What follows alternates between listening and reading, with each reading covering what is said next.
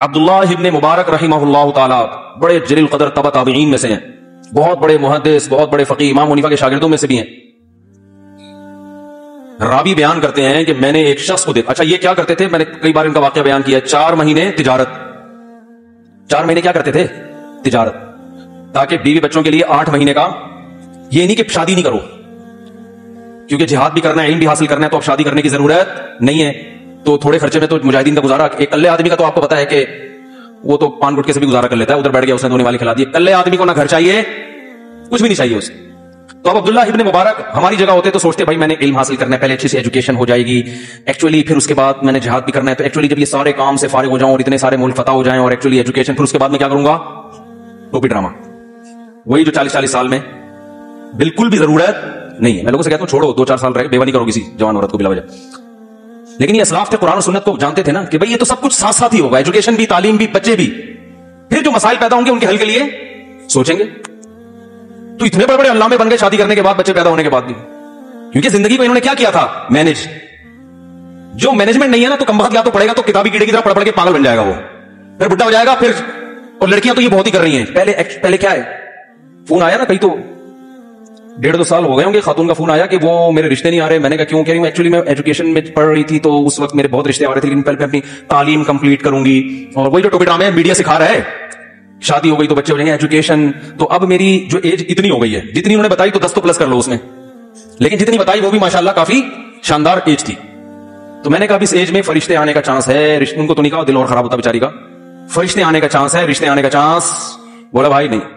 تو مجھے کہنے لگی آپ لوگوں کو ترغیب دیں بیان میں، اللہ تعالیٰ اس بیچاری خاتون کو مذاق اڑانا مقصد نہیں ہے، ہم سے اچھی ہی ہوگی بیچاری، آزمائش ہے نا، مس گائیڈنس کی وجہ سے یہ ہو رہا ہے نا، ماں باپ صحیح گائیڈ نہیں کرتے، معاشرہ گائیڈ نہیں کرتا، میڈیا گائیڈ نہیں کرتا، تو زندگیاں کیا ہو جاتی ہیں، برباد۔ وہ ایجوکیشن، اب ایجوکیشن تو ہو گئی، اب ایج تھوڑی سی کیا ہو گئی، زیادہ۔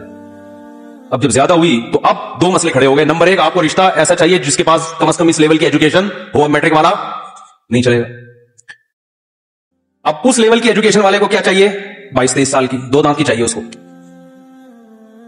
کیا خیال ہے، قربانی کے لیے 2 دانت کا بچڑا چاہیے، حالانکہ 3 دن میں کھا پی کے کیا ہو جاتا ہے، ختم، اور بچی ابھی 2 دانت کی، بچڑا بھی 2 دانت، 4 پہ بھی لوگ نہیں آتے، تو شادی کے لیے 2 دانت کی نہیں چاہیے۔ یہ باتیں میں کرتا ہوں تو لوگ کہتے ہیں کہ یار کیسی الٹی الٹی باتیں کر رہا ہے۔ بھائی آپ کی اپنی مینٹل کو جو دماغ میں آپ کے بھرا ہوا ہے نا وہ بیان کر رہا ہوں، آپ کو آپ کی جو سوچ ہے نا وہ بتا رہا ہوں۔ تو میں نے کہا اب کیا ہوگا کہ اب ایجوکیشن آپ کے پاس ہے، اچھی جاب کریں، ہنسی خوشی زندگی میں، رشتوں کی تو وہ بھرمار ہے وہ ان کے پاس، وہ لڑکیوں کی نا، اور پھر چلو اب ہو گیا، اب میں کہتا ہوں کہ دوسری شادی والا اچھا رشتہ مل جائے گا آپ کو، نہ دوسری پہ نہیں جان، تو بیٹھو گے موج کرو۔ پھر وہ کہتی ہیں آپ لڑکوں کو سمجھائیں کہ وہ بڑی عمر کی لڑکیوں سے بھی کر لیا کریں شادی۔ میں نے کہا آپ اپنے بھائی کو سمجھائیں پہلے، اور جب وہ آپ کی جتنی ایج کی لڑکی سے شادی کر رہا ہو نا تو اس کو کرنے دیں۔ سب سے پہلے کباب میں ہڈی کون بنے گا، آپ خود بنو گی۔ بھائی تجھے کیا ہو گیا، تو اچھا خاصا جوان چھڑا چھاٹ یہ کیوں کر رہا ہے تو کہاں سے کہاں بات چلی گئی۔ تو بھائی شادی نکاح کسی چیز میں رکاوٹ نہیں ہے، جیسے بالے ہو 2 دانت کے ہوئے فوراً شادی، کمانا بھی چلتا رہے گا، ایجوکیشن بھی۔ ارے میں طالب علمی کے دور میں اتنا مصروف نہیں تھا جتنا اب ہوں، لیکن پھر بھی سارے کام ہو ہی رہے ہیں نا الحمدللہ، پہلے سے زیادہ اچھے ہو رہے ہیں۔ تو یہ سب دماغ میں مسلط کر لیے، سارے کام ایک ساتھ چلیں گے، شادی بھی ہوگی، بچے بھی ہوں گے، بچوں کی تعلیم بھی ہوگی، اپنی بھی تعلیم ہوگی، کاروبار بھی ہوگا، بزنس بھی ہوگا، کمانا بھی ہے، کھلانا بھی ہے، پھڈے بھی ہے، سلو بھی ہے، لڑائیاں بھی، سب کچھ ہوگا۔ جب بچے ہوں گے، گھر والے ہوں گے تو پھڈے بھی ہوں گے، لڑائیاں بھی ہوں گی، سلو بھی ہوگا، یہ بھی ہوں گے، ڈپریشن بھی ہوگی، ٹھیک ہے، خوشیاں بھی ہوں گی، سب کچھ ایک ساتھ ہوگا۔ جس نے یہ کہا نا پہلے یہ پھر یہ، وہ بیچارہ تو خیر کہاں سے۔ تو عبداللہ ابن مبارک رحمہ اللہ تعالی، کیونکہ پہلے تو اسلاف میں تھا کہ جلدی شادی کرنی ہے، اب جب شادی ہوگی تو ظاہر ہے مالی مسائل تو بڑے ہوتے ہیں، خرچہ تو اب بیگم آ گئی، بچے بھی ہوتے ہیں، چلے جا رہے ہیں، تو پھر انہوں نے ترتیب کیا بنائی، 4 مہینے بزنس، میں آپ کو ریٹرن میں لکھ کے دینے کے لیے تیار ہوں، نکاح کرو اور یہ ارادہ کرو 4 مہینے صرف کیا کرنا ہے، بزنس۔ بے شک آپ کو کوئی بزنس نہیں آتا، 2-4 سال دھکے کھاؤ گے، نوٹ چھاپنے کی مشین بن جاؤ گے تھوڑے دنوں میں انشاءاللہ۔ کماؤ پوت جو ہے نا، جس کو جاب کرنے والا کہتے ہیں، یہ ہمارے اسلاف کا طریقہ نہیں ہے۔ یہ انگریز جب ہندوستان میں آیا اس کو افراد چاہیے تھے، اس کے پاس افراد نہیں تھے نا، تو اس کو ملازمتوں کے لیے بندے چاہیے تھے، انہوں نے ہمیں تجارتوں سے ہٹا کے کہاں لگا دیا، کلرک بنا دیا کسی کو، ٹھیک ہے نا، کسی کو کچھ بنا دیا، کسی کو کچھ بنا، اور 1.5-2 لاکھ کوئی مینیجر بنا دیا، تو اس کو اب مینیجر کا ساری نالج سے فائدہ کون اٹھاتا ہے، وہ جس کی فیکٹری ہے، یہ جس کا بزنس ہے، ہو سکتا ہے وہ انگوٹھا چھاپ ہو، پیسہ آئے گا نا تو مینیجر MBA لڑکے ملازم ہوں گے آپ کے، پیسہ نہیں آئے تو خود MBA بن کے کسی جاہل کی ملازمت کرو گے۔ کیا کریں یار، کوئی ڈنڈا منڈا ہونا چاہیے صرف دکھانے کے لیے۔ اب یہ ٹاپک چینج ہوتے ہیں نا، تو جس ٹاپک میں گھستا ہوں اس کو اگر ادھورا چھوڑ دوں تو پھر مسئلہ خراب ہو جائے گا۔ دیکھو آپ پڑھو ضرور, پڑھنے کا مقصد آپ کا نالج ہونا چاہیے. جو پڑھا لکھا آدمی ہے وہ معاشرے میں اچھا سروائیو کر سکتا ہے, لوگوں کو اچھا گائیڈ کر سکتا ہے, وہ بہت سی غلطی اس نیت سے پڑھو. پیسہ کمانے کے لیے اگر پڑھتے ہو تو بے وقوف ہو. پیسہ صرف کس میں رکھا ہے اللہ نے؟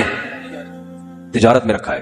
سمجھتے ہو کہ نہیں سمجھتے؟ اور اپنی اولاد کو بزنس دے کے جاؤ, فری پھوکڑ میں تمہاری جگہ آگے, تم سے 2 ہاتھ آگے نکل جائیں گے. آپ ڈاکٹر بنے, اپنے بچے کو ڈاکٹر بنا کے جاؤ گے نا, تو اس کو اتنی ہی محنت کرنی پڑے گی جتنی آپ نے کی ہے.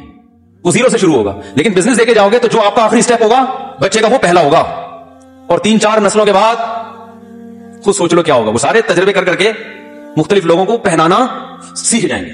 مختلف چیزیں تجارت میں پہنائی جاتی ہیں نا, یہ گائے قربانی کی خریدی, اس کو پہنا دی, یہ پلاٹ خریدا, اس کو پہنا دیا, تو وہ پہنا کے ماسٹر ہو جائیں گے کہ کس کو کس وقت کیا چیز پہنانی. سمجھتے ہو کہ نہیں سمجھتے ہو؟ تو اس لیے تجارت کیا کرو, اور ایک دم سے نہیں ہو جاتا. شروع میں تو دھکے, اور تجارت کے لیے یہ بھی سوچتے اتنا پیسہ کہاں سے لائیں, تو یہ تو بے وقوفی کی بات ہے. تجارت میں تو پہنانا آنا چاہیے. ادھر سے لیا, اس کو پہنا کے کمیشن لیا, پتلی گلی سے نکل لیے. تو پیسہ انویسٹ کرنے کی حماقت کبھی بھی نہیں کرنا, کیونکہ آپ کو تجارت آتی نہیں ہے. 1 کروڑ انویسٹ کر کے وہ ڈوب گئے, پھر تو گئے کام سے. انویسٹمنٹ اس بزنس میں کریں جس کا آپ کو تجربہ اچھا خاصا ہو چکا ہو. اس بزنس میں انویسٹمنٹ کرو آپ, پھر فائدہ ہے. تو بات یہ چل رہی تھی کہ اچھا آپ اگر ہمارے بھائی بیٹھے ہوئے نا, وہ میکینک ہے ماشاءاللہ کار کے, تو وہ بھی سوچ رہے ہوں گے میں بزنس کیسے کروں. بھائی آپ نے ورک شاپ کھولی ہوئی ہے, ساتھ ساتھ گاڑیاں خرید کے بیچنا بھی شروع کر دیں, ٹھیک ہے نا. بزنس میں اللہ نے برکت رکھی ہے. 9 اعشار امتی فی التجارہ او کما قال صلی اللہ علیہ وسلم.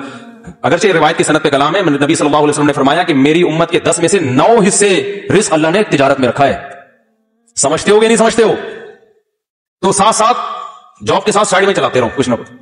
پہنانا ہی تو ہے نا, گاڑی خریدی پہنا دی کسی کو.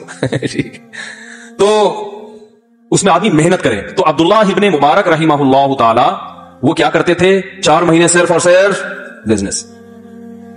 اب یہ نہیں کہ بزنس ہی کے ہو کے رہ گیا, باقی کوئی کام ہی نہیں ہے. تو 4 مہینے تجارت سے جو ارننگ ہوتی تھی وہ اپنے بیوی بچوں کے لیے. بھائی اب سال بھر بیٹھ کے کھانا ہے. جیسے حج کے موقع پہ بعض لوگ 2 مہینے میں اتنا کما لیتے ہیں کہ باقی 10 مہینے بیٹھ کے کھاتے ہیں. وہ سیزن ہوتے ہیں نا ہر چیز کے. اگلے 4 مہینے وہ جہاد میں گزارتے تھے. اسلامی سرحدیں پھیل رہی تھی اس وقت, بڑی بہادری کے جوہر دکھائے انہوں نے لڑائیوں میں. اور مزید 4 مہینے 24 گھنٹے علم. تبھی بہت بڑے محدث بنے, عربی ادب کے بہت بڑے شاعر بنے. اور یہ بچپن سے ابا کی تربیت بھی, ایک شعر کے یاد کرنے پر ابا 1 درہم دیتے تھے ان کو. بچپن میں ابا کہتے تھے, عبداللہ بن مبارک کے جو والد تھے نا, وہ کہتے تھے 1 شعر یاد کر لو 1 درہم. تو بچوں کو اسی طرح ادب سکھایا کریں. ادب سے مراد اردو ادب یا عربی ادب یا انگریزی ادب, کچھ بھی سکھا دیں. زبان پہ کنٹرول جس کو ہوگا نا وہ بہت کچھ کر لیتا ہے. سارا مسئلہ یہ بولنا نہیں آتا. رشتہ لینے گئے تھے, بولنا کیا آتا, منہ سے نکل گیا. ایسا ہی ہوتا ہے نا, نکال دیا انہوں نے. کاروبار کر رہے ہیں, پہنانے کے لیے گئے تھے, خود پہن کے آ گئے. بھائی جو بولتا ہے نا وہی, اسی کا پلہ کیا ہوتا ہے, قوت گویائی, اسپیکنگ پاور. یہ اتنی بڑی نعمت ہے کہ اس نعمت کی بیس پہ حضرت ہارون کو نبوت ملی ہے.